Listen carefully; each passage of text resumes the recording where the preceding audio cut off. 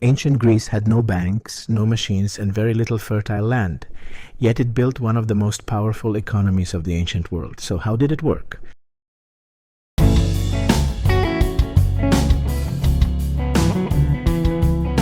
Welcome to History Moments with Mark and Vivian, the show where we make ancient history feel like it happened last yesterday. I'm Mark, your friendly guide through the dusty corridors of time. And I'm Vivian. I'm here to make sure Mark doesn't get lost in those corridors.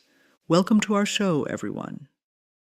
Ancient Greece's economic transformation is mind-blowing when you consider they started with just cattle and basic farming, then built an empire that handled banking transactions worth 10,000 talents of silver.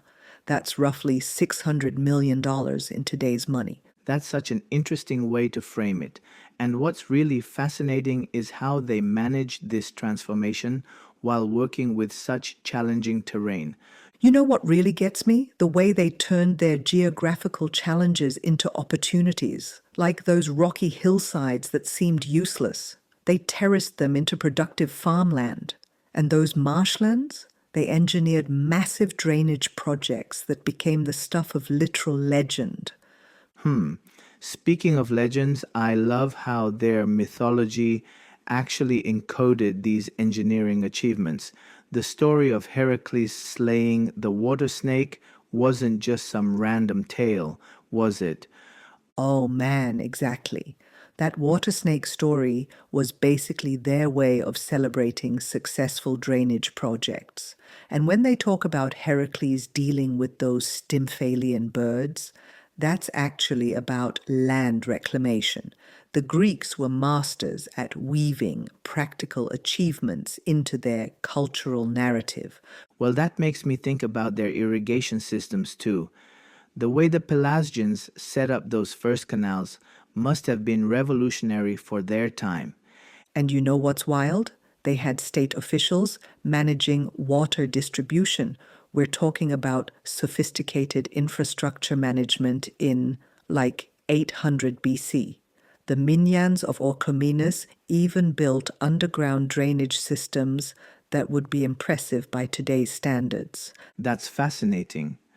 But what really surprises me is how their agricultural development shaped their entire society, like how different crops arrived and changed everything.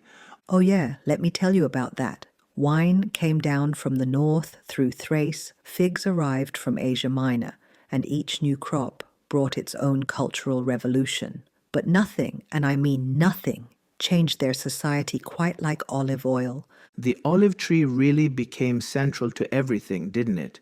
From their religion to their economy. All these are fascinating. How advanced ancient Greeks were, don't you think? Thank you for hanging out with us on History Moments with Mark and Vivian. We love taking you on these little trips through time. No time machine, no textbook, just your curiosity. If you enjoyed today's journey, be sure to follow our podcasts so you can join us for every new adventure into the past, from famous legends to the stories nobody told you in school. And share this episode if you liked it. We'll bring you more stories, more laughs, and maybe even a few facts your history teacher forgot to mention. See you in the next episode.